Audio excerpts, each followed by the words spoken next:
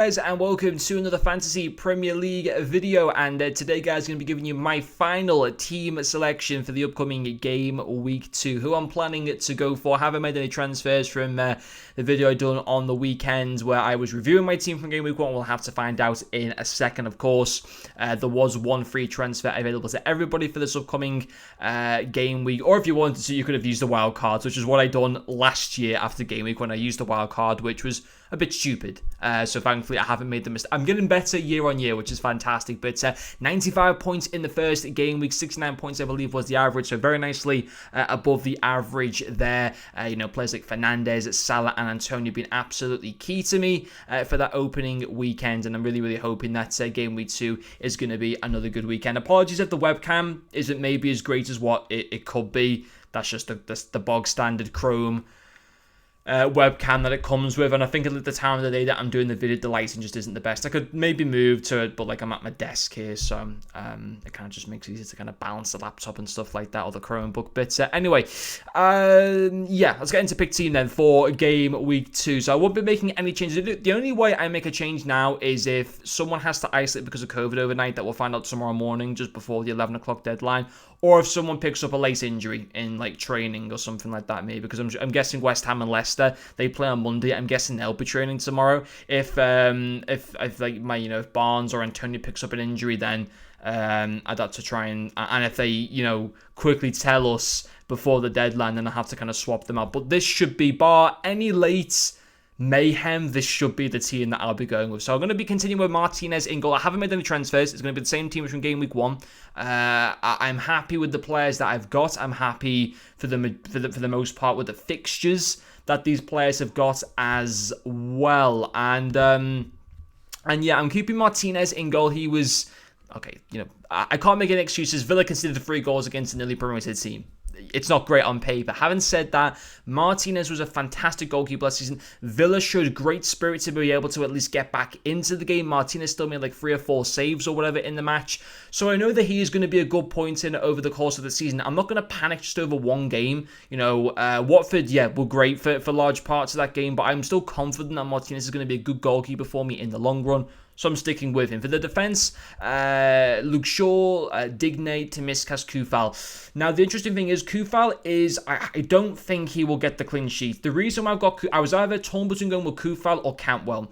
Now, the reason I went with I'm obviously by doing Cantwell, go to a back 3 and to a 5 in the midfield. I went with Kufal because he looked great on the attack against Newcastle in that opening game last weekend. There was one case where he flicked the ball into Antonio, and Antonio hit the post, and then it led to the penalty being given. On another day, that goes to Antonio, and that goes into the back of the net, and I would have got a point in return for the assist there with Kufal.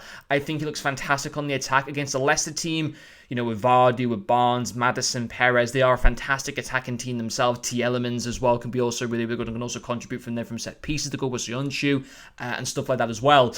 But I've gone with Kufal because I think he's more likely to get a better point return than Cantwell. Although having said that, I thought Cantwell was Norwich's best player in the game against Liverpool.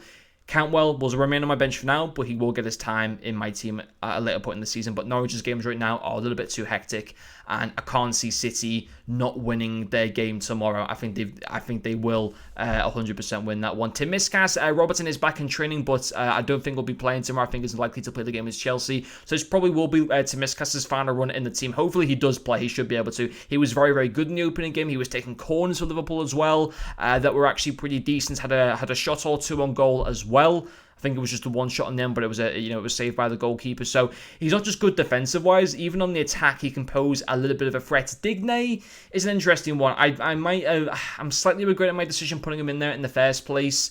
I fancy Leeds. First game back for them for the season at Ellen Road. I fancy that they will score in that game. I'm not saying that Leeds will win, but I think Leeds will score. I think players like Bamford, Rafinha, players like that. But we'll see. Hopefully, they can maybe get like an attack in return. And Luke Shaw, I'm happy with that pick. Midfield, I'm going Fernandes, Barnes, Salah, and Mount. Keeping Salah as the captain. I think I've got to stick with Fernandes and Salah. They were fantastic in game week 1. And looking at the fixture they've got there, at Burlington, they got beat against Brighton at home opening game of the season. Not great for them. Southampton just lost their best defender in Vestergaard. They haven't. Okay, they bought in Armstrong from Blackburn, but ultimately, I don't think that's a good enough replacement as of yet for Danny Ings, who of course has departed to Aston Villa. So they've got problems, Southampton, in my opinion, both attacking and defensive on the whole. Yes, Armstrong scored in that opening game of the season, but will he keep the consistency? Ward-Prowse on his day is a very good player, but ultimately I think keeping Fernandes in there is going to be a good decision. He was brilliant against Leeds. Harvey Barnes, I know he didn't get any real returns in that opening game, but I'm happy to keep him for the match against West Ham. And Mason Mount, I think, is got the assist in the game against Palace, is on set pieces for Chelsea, which is very good from like corners and stuff like that. So that's obviously very good, and in general had a solid performance against Palace. And then keeping up the two strikers up top, Antonio, who was fantastic in the opening game against Newcastle, keeping him, and then I'm also going with Danny Ings as well. Newcastle conceded 4 goals in their opening game of the season. I expect them to concede again. Famous last words, but I expect them to concede again, and if they do, you'd fancy, Villa are to score goals. That Danny Ings should at least be playing a part, and whether it be the goal itself, scoring the goal itself, or providing an assist or whatever. I'll have to wait and see if Ollie Watkins comes back into the team. We're not too sure yet, but that is my starting 11.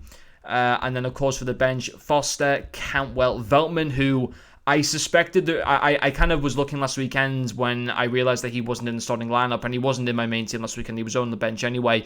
I saw that there was a few people speculating that it was because of COVID, and it actually is. If you go into his information right now, it says he's isolating in line with government and Premier League protocol, and is expected back on August 26th. And then we got Obafemi there from Southampton on the bench as well, who probably won't really be getting any game time in the first place. But yeah, I was torn up between Cantwell and Kufal.